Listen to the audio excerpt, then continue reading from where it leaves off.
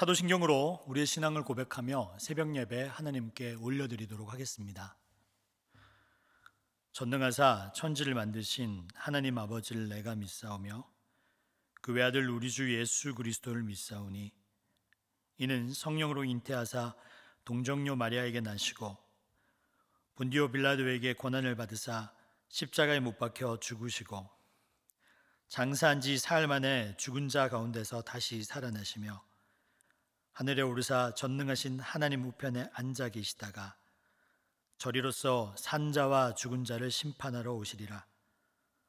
성령을 믿사오며 거룩한 공예와 성도가 서로 교통하는 것과 죄를 사하여 주시는 것과 몸이 다시 사는 것과 영원히 사는 것을 믿사옵나이다. 아멘.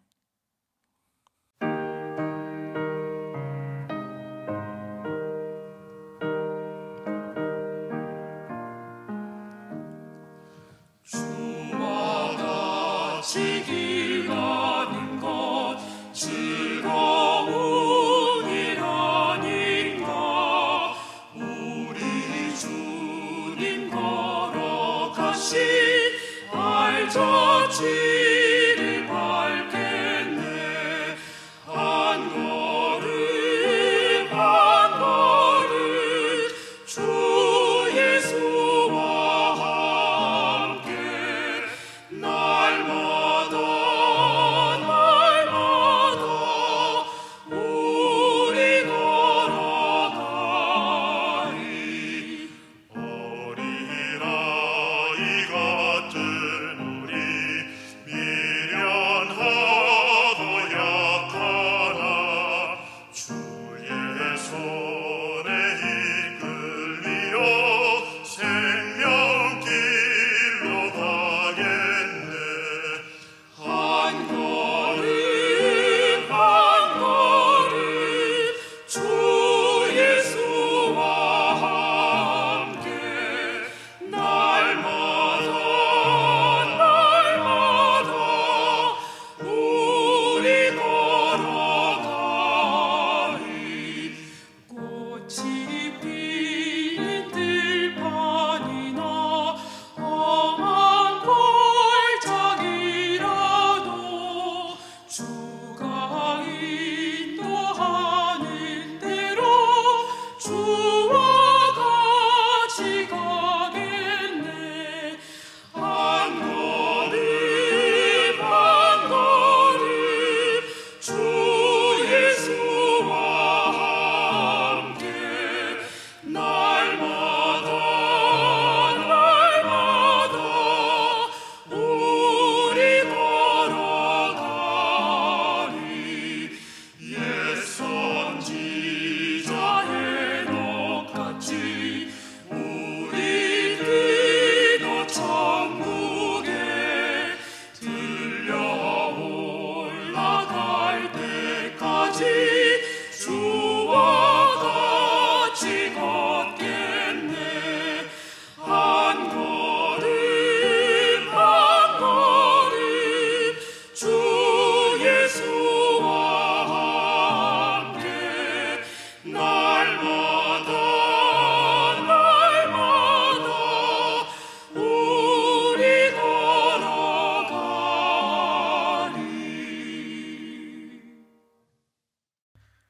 이 시간 우리에게 주시는 하나님의 말씀은 출애굽기 1장 1절에서 7절까지의 말씀입니다. 제가 읽겠습니다. 야곱과 함께 각각 자기 가족을 데리고 애굽에 이른 이스라엘 아들들의 이름은 이러하니 르우벤과 시므온과 레위와 유다와 이사갈과 스불론과 베냐민과 단과 납달리와 갓과 아세리요. 야곱의 허리에서 나온 사람이 모두 70이요. 요셉은 애굽에 있었더라. 요셉과 그의 모든 형제와 그 시대의 사람은 다 죽었고 이스라엘 자손은 생육하고 불어나 번성하고 매우 강하여 온 땅에 가득하게 되었더라. 아멘. 제가 기도하고 말씀을 나누도록 하겠습니다. 기도하겠습니다. 하나님 아버지, 오늘도 나를 사랑하사 자기 몸을 버리신 예수 그리스도를 의지하여 주님께 나아갑니다. 주님께 더 가까이 나아감으로 주님 우리의 눈을 열어주십시오. 주님이 주시는 놀라운 능력을 체험할 수 있는 오늘 하루가 될 수 있도록 주님 인도하여 주시옵소서. 하나님, 이 시간 말씀을 듣습니다. 사람이 전하는 말씀이지만 하나님의 분명한 음성으로 들려지게 하여 주시옵소서. 하나님만을 신뢰합니다. 이 모든 말씀 예수님의 이름으로 기도드립니다. 아멘. 할렐루야, 반갑습니다 여러분. 오늘은 길밖에서 만난 하나님이라는 제목으로 말씀을 전하도록 하겠습니다. 저는 학창시절에 수학 문제를 푸는 걸 되게 좋아했었습니다. 왜냐하면 문제를 풀어가다 보면 어려운 문제지만 명쾌하게 답을 찾아지는 그 과정이 되게 좋았거든요. 수학을 좋아하지만 수학에서도 상당히 어려운 문제들이 많이 있었습니다. 그때 제가 그 문제를 풀어가는 저만의 방식이 있었는데, 그게 뭐냐면 길밖에서 답을 찾는 것이었습니다. 그게 무슨 말이냐면 기존 공식이나 어떤 루트보다는 문제를 한번 해체해보고 조금 멀리서 다른 방식으로 문제를 풀어보는 것이었어요. 그렇게 하다 보면은 답을 찾기도 하고 더 좋은 방법이 떠오르기도 했었습니다. 최근에 현대자동차에서 내놓은 전기자동차가 큰 이슈를 몰고 있습니다. 들어보셨죠? 아이오닉 5. 네, 이게 제가 풀네임을 얘기해도 되나요? 아이땡땡 5. 이 자동차가 이슈가 되는 이유는 뭐냐면 길 밖에서 길을 찾았기 때문입니다. 대부분 전기자동차라고 하게 되면 배터리 용량이나 충전에 관심이 많습니다. 그런데 현대는 V2L이라는 기술을 이야기하면서 자동차에서 전기를 뽑아다가 쓰십시오. 전기를 충전하는 자동차가 아니라 전기를 뽑아 쓰는 자동차에 대한 개념을 얘기를 했습니다. 그래서 많은 사람들이 그 광고를 보고 차박을 좋아하거나 아니면 각종 전자기기를 충전하기를 원하는 사람들이 이 자동차를 사서 자동차에서 충전을 할 수 있는 세상이 열린 거죠. 즉, 기존의 길을 벗어나서 새로운 길을 모색하는 것, 이게 이 시대를 살아가는 가장 강력한 지혜 중에 하나가 아닌가 싶습니다. 그래서 길 밖에서 길을 찾는 것은 여러분 수학 문제를 풀거나 그리고 아니면 어떤 좋은 광고를 만드는 것도 있지만 그 근원을 찾아가 보면 이 모든 것이 하나님의 이야기와 맞닥뜨려진다라고 볼 수 있습니다.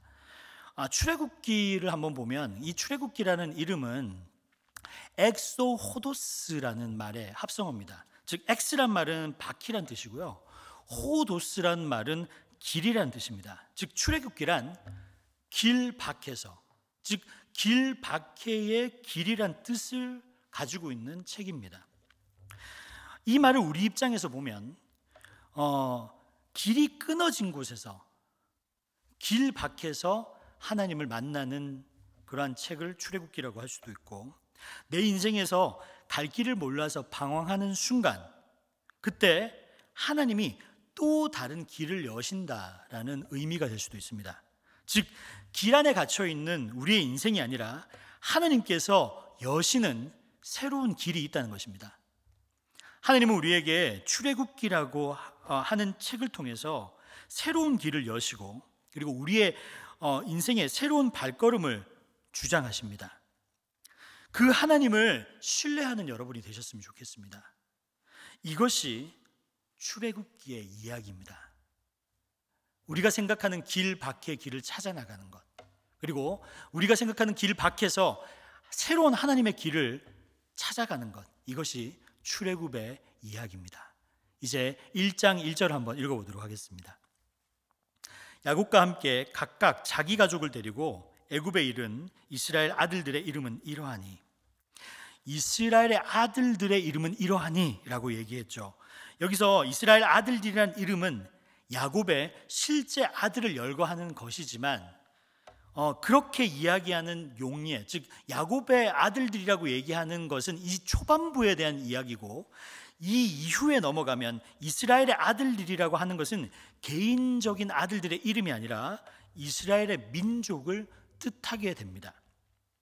하나님은 야곱이라고 하는, 여러분들도 아시다시피 연약하고 인간적이고 어떻게 보면 소박하고, 그리고 이 세상에 걸출한 인물들과 비교되는 아주 평범한 사람을 통해서 그 백성을 세워나가십니다. 우리가 볼 때는 어떻게 이 사람이 위대한 민족, 즉 하나님의 민족을 이끌 수 있는가라고 생각할 수도 있습니다. 그러나 하나님은 그렇게 연약하고 부족하고 어떻게 보면 자기밖에 모르는 사람을 택하셔서 사용하십니다. 왜냐하면 그게 바로 우리이기 때문입니다. 하나님은 우리를 사용하셔서 하나님의 백성으로 온전케 하십니다. 여러분, 그 사실을 믿으십니까? 잘 보십시오. 야곱은 하나님과의 씨름에서 엉덩이 뼈가 어긋나게 됩니다. 그런데 하나님께서는 그 꺾어진 엉덩이 뼈에서 70명의 자손이 나오게 합니다. 그리고 그 70명의 씨가 되어서, 그 70명의 씨앗이 되어서 출애굽할 수 있는 수십만, 수백만의 인파를 만들어내는 씨앗이 되게 합니다. 이것이 하나님이 보여주시는 역설입니다. 야곱이 대단하고 건장하고 위대해서가 아니라 하나님이 야곱을 택해서 사용하셨기 때문입니다. 우리도 살다 보면 내가 무슨 대단한 존재인가, 그리고 절망해서 내가 무슨 하나님의 자녀라고, 내가 어떻게 하나님을 일을 할 수 있을까 생각하는 경우가 있습니까? 없습니까? 저는 있더라고요. 그런데 하나님은 이 우리의 어긋난, 그리고 어떻게 보면 작은, 그리고 부족한 엉덩이 뼈를 사용하십니다. 하나님은 우리의 연약함을 사용하시고, 그리고 우리의 부족함을 들어서 쓰십니다. 왜냐하면 거기서 하나님의 영광이 드러나기 때문입니다. 하나님의 하나님됨이 나타나기 때문입니다. 우리가 완벽하면 하나님의 영광이 드러나지 않습니다. 그러나 내가 부족하고 연약하기 때문에 도리어 나를 붙들어 사용하시는 하나님의 영광이 더 드러나게 되는 것입니다. 이제 6절을 한번 읽겠습니다. 요셉과 그의 형제와 그 시대의 사람은 다 죽었고 이제 창세기의 역사는 끝났다는 겁니다.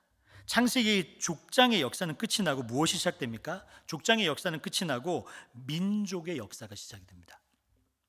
창세기까지는요, 아브라함, 이삭, 야곱 아무리 대단해도 한 가문에 불과했습니다. 그래봤자 한 70여 명 정도 됐었어요. 그런데 70인이 출애굽해서 들어오면서 수십만, 수백만으로 늘어납니다. 이제 출애굽기는 창세기에 나오는 가정사나 족장사에서 어떻게 민족사로 바뀌었는가에 대한 이야기로 전환되는 것입니다. 7절을 읽겠습니다. 이스라엘 자손은 생육하고 불어나 번성하고 매우 강하여 온 땅에 가득하게 되었더라. 자, 한번 보십시오. 생육했다, 불어났다, 번성했다, 강했다, 가득했다. 무려 5번에 걸쳐서 이스라엘 백성들이 점점 더 많아지고 점점 더 번성한 모습을 그려주고 있습니다. 왜 번성할 수 있었을까요? 이스라엘 사람들이 번성할 수 있었던 이유 중에 하나는 인류학적으로 그리고 지정학적으로 본다면 이스라엘 사람들이 그 위치했던, 그리고 번성했던 땅이 좋은 땅이었습니다. 고센 땅이라고 하는 땅인데요, 나일강 삼각지에 기름진 땅을 차지해서 민족을 일구고 있었어요. 그리고 더 중요한 것이 있습니다. 그것이 뭐냐면 하나님의 약속이었습니다.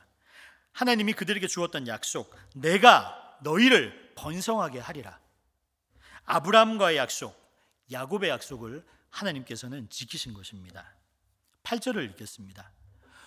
요셉을 알지 못하는 새 왕이 일어나 애굽을 다스리더니 이제 이스라엘을 견제하는 세력이 생겼습니다. 이스라엘을 견제하는 세력들의 특징을 이렇게 얘기합니다. 요셉을 알지 못했던 새 왕이라고 표현했습니다. 요셉을 알지 못한다. 과연 이것은 어떤 의미를 가질까요? 이 당시에 이 당시를 보면 요셉이 죽은 지 한 350년 정도 되었습니다. 350년이 지나서 요셉을 모른다고 하는 것일까요?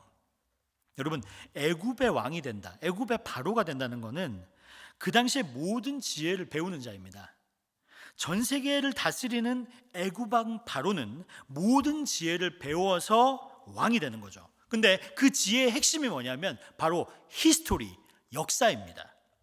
350년 전에 애굽을 기근에서 구해낸 그 역사의 주인공 요셉을 바로는 알았을까요? 몰랐을까요? 저는 알았다고 생각해요. 그렇다면 이 말은 무슨 뜻일까요? 현상적으로 몰랐다는 말이 아니고요, 의지적으로 모르고 싶었던 겁니다. 왜일까요? 요셉은 이방인이고 소수민족이고 그리고 바로가 믿지 않는 하나님을 믿었던 사람이기 때문입니다. 그들은 하나님을 믿고 싶지 않았죠. 그래서 출애굽을 관통하는 중요한 단어가 있어요. 하나님을 믿고 싶지 않은 사람과 그리고 하나님을 믿는 사람들을 나뉘어 놓는 그 중요한 단어가 뭐냐면 알다라고 하는 야다라는 동사입니다. 하나님을 아는 것, 하나님을 경외하고 하나님을 섬기는 것에 반대되는 것이 뭐냐면 하나님을 알지 못했다라는 겁니다. 바로 왕은 요셉과 그리고 그의 백성 그리고 그의 하나님을 알지 못한다고 했습니다.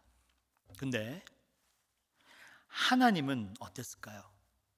세상의 왕은 그의 하나님, 그의 백성을 모른다고 했는데 하나님은 이스라엘 백성을 어떻게 생각하실까요? 출애굽기 2장 25절을 제가 읽어드립니다. 하나님이 이스라엘 자손을 돌보셨고 하나님이 그들을 기억하셨더라. 기억하셨더라라는 동사는 야다입니다. 알다라는 동사에서 나왔어요. 안다는 말입니다. 즉 애굽의 왕, 눈에 보이는 왕은 나는 요셉 모른다, 나는 하나님 모른다, 그리고 하나님을 알아왔던 그 백성을 알지 못한다. 그런데 하나님은 이스라엘 민족을 기억하십니다. 그리고 하나님을 경외한 민족을 기억하십니다. 그리고 하나님을 예배한 민족을 기억하십니다. 그들을 통해서 하나님의 역사를 일구어 가십니다. 여러분 믿으시죠?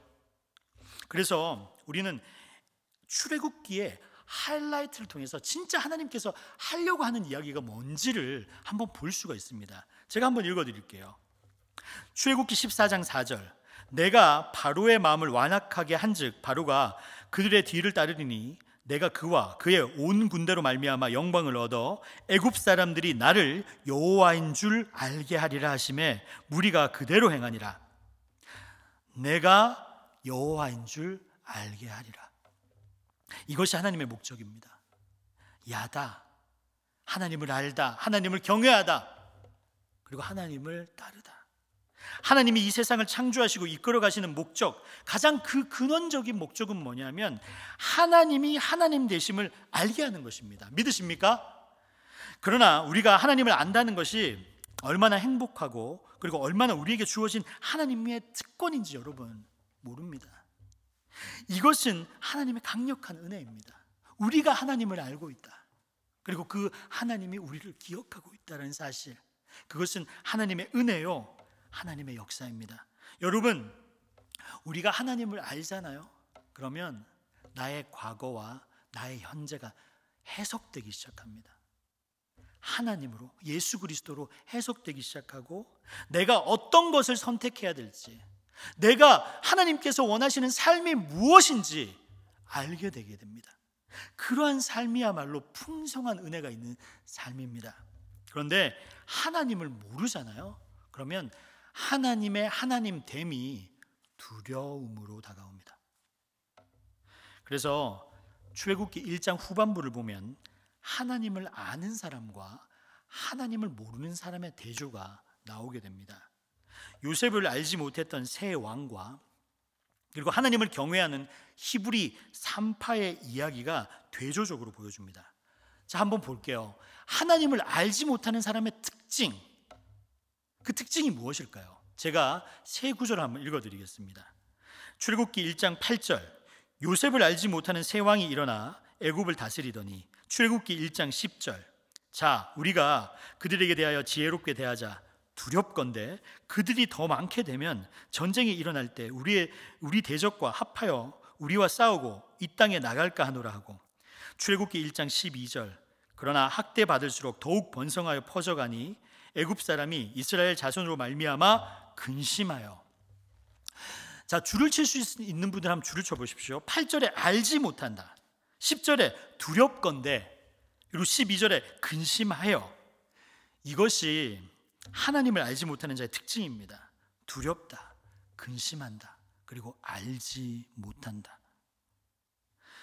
요셉을 알지 못했다는 것은 요셉이 믿는 하나님을 알지 못했다는 것이고, 그리고 하나님을 알지 못하고 거부하는 인생은 두려운 인생이 될 수밖에 없고, 두려운 인생을 살다 보면 낙심하게 된다는 겁니다. 그러나 반면에 하나님을 아는 사람은 어떻게 될까요? 반대죠. 하나님을 알면 두려움이 없고 당당해집니다. 용기가 생깁니다. 그리고 근심하지 않고 생명을 일으키는 일을 선택하게 됩니다. 히브리 3파를 통해서 한번 그 이야기를 한번 보도록 하겠습니다. 그 당시에 요셉을 알지 못하는 애굽 바로가 히브리 3파를 찾아갑니다.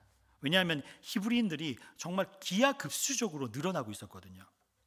히브리 3파, 자기의 종인 여자 둘을 불러서 지령을 내립니다.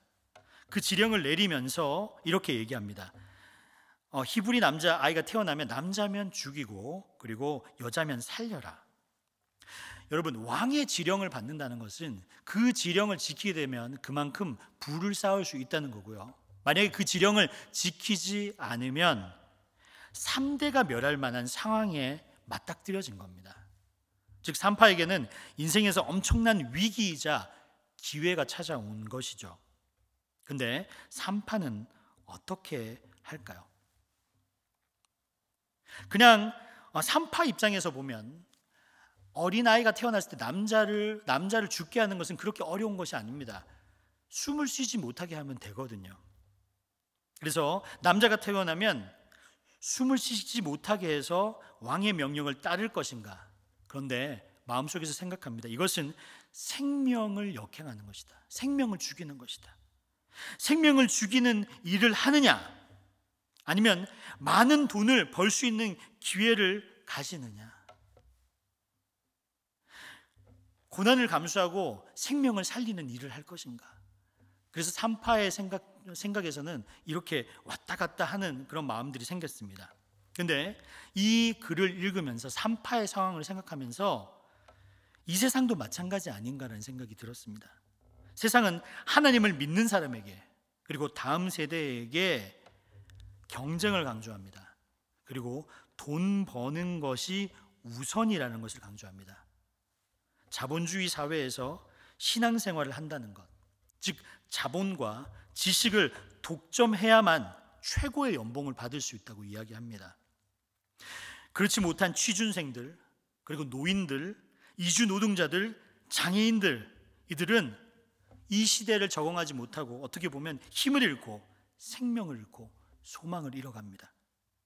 돈을 줄 테니 생명을 살리지 않아도 된다라고 하는 이야기 속에서 과연 우리는 어떤 선택을 할 수 있을까요? 아무도 히브리 3파도 생명을 거스르는 왕의 지령 앞에서 고민했을 겁니다. 하지만 히브리 3파는 이렇게 선택을 합니다. 1장 17절 그러나 3파들이 하나님을 두려워하여 애굽 왕의 명령을 어기고 남자 아기를 살린지라.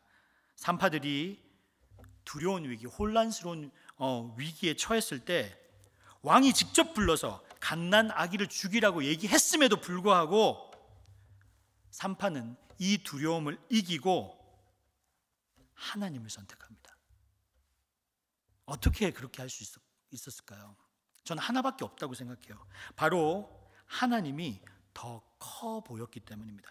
나를 위협하고 나를 두렵게 하는 눈에 보이는 왕이 아니라 하나님이 더 커 보이고 하나님께서 하시는 말씀이 더 나를 두렵게 하고, 그리고 하나님을 경외했기 때문에 이 선택을 했던 겁니다. 우리가 세상을 이길 수 있는 유일한 방법은 여러분 딱 한 가지입니다.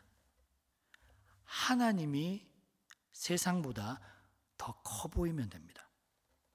눈에 보이는 세상에 맞서서 그들을 두려워하지 않을 수 있는 유일한 방법은 세상을 운행하시는 하나님, 세상을 창조하시고 완성하시는 그 하나님을 두려워하는 것입니다. 그래서 그들은 하나님을 두려워해서 남자 아기를 살립니다. 그들에게는 눈에 보이는 세상보다 하나님이 더 커 보였습니다. 이제 어떤 일이 벌어졌을까요? 20절입니다.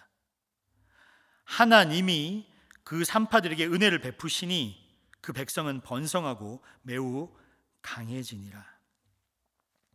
그 당시에 애굽 왕은 지혜의 총집결체입니다. 신과도 같은 사람입니다. 피라미드를 만들 만큼 모든 것을 할 수 있다고 자만하는 그 애굽의 지혜를 누가 무너뜨립니까? 세상이 봤을 때는 아무것도 아니라고 하는 히브리 산파 2명이 왕의 지혜를 무기력화시킵니다. 3500년 전에 애굽 사람들은 모두 왕의 이름을 알았을 겁니다. 바로 당신이 신이요 왕이요. 그렇기 때문에 모든 사람들은 왕의 이름을 알았지만 히브리 산파는 알지 못했습니다. 그러나 하나님께서 성경에 적어놓는 이름은 왕의 이름이 아니라 히브리 산파 십브라와 부하라는 2명의 여인의 이름입니다.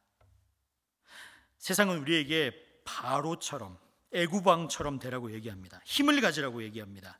생명을 거스리라고 얘기합니다.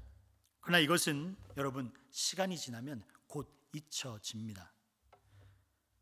그 바로보다 더 크신 하나님을 두려워했던 십보라와 부하는 3500년이 지난 이 시간에도 그 이름이 기억이 됩니다. 하나님을 알고 그분을 두려워하는 사람, 그리고 하나님께서 원하시는 선택을 할 수 있는 사람이 여러분이 되시기를 주님의 이름으로 축원합니다. 이제 결론을 맺을까 합니다. 출애굽기는 익스 호도스, 즉 길밖에서의 길이 끊어진 곳에서의 이야기입니다. 인간이 보기에는 아무것도 보이지 않는 길이지만 하나님이 여시는 길이 분명히 있다는 것입니다. 그 길을 선택하는 민족이 되셨으면 좋겠습니다. 여러분, 지금은 앞이 안 보이는 시기입니다. 하나님을 알지 못하는 왕이 다스리는 애굽, 그리고 세상의 모든 지혜를 끌어모아 발전을 도모하는 애굽의 모습은 어떻게 보면 우리의 모습과 닮았습니다. AI와 모든 집약된 기술을 받아들여서 무서운 속도로 발전하지만 엄청난 빈부의 격차와 환경 문제를 야기시키고 있는 우리 대한민국의 모습일 수 있습니다. 그리고 한번 다음 세대를 한번 보십시오. 다음 세대는 보이지 않는 미래 때문에 극심한 스트레스에 쌓여 있습니다. 그렇기 때문에 학교 폭력과 심지어 요즘에는 마약에 손을 대는 청소년들도 늘어나고 있습니다. 코로나는 앞이 보이지 않는 두려움과 혼돈 속에서 우리를 이끌어가는 것 같습니다. 그러나 여러분, 출애굽기를 읽으면서 다시 한번 다짐하셨으면 좋겠습니다. 이러한 시대에서 하나님은 우리가 생각하는 길 밖에서 길을 찾으라고 말씀하십니다. 애굽의 한복판, 한국 도시의 한복판에서 하나님을 붙잡으라고 말씀하십니다. 그 애굽 가운데 나를 붙잡아 주시는 그 하나님을 두려워하라고 말씀하십니다. 왜냐하면 우리가 세상보다 더 큰 하나님을 붙잡게 될 때 산파처럼 생명을 살리는 역사가 일어날 것을 믿으시길 바랍니다. 그 생명의 길을 가는 사람, 생명을 살리는 길을 가는 사람이 바로 그리스도인이요, 그 그리스도인을 통해서 세상은 생명을 얻을 것이고 생명을 살리는 길, 더 나은 길을 찾아갈 수 있는 역사가 일어날 것을 저는 믿기 때문입니다. 출애굽기 1장은 바로 이렇게 시작합니다. 길 밖에서의 길을 여시고, 그리고 하나님을 두려워하는 자가 어떻게 살아야 되는지 출애굽기는 이야기해 줍니다.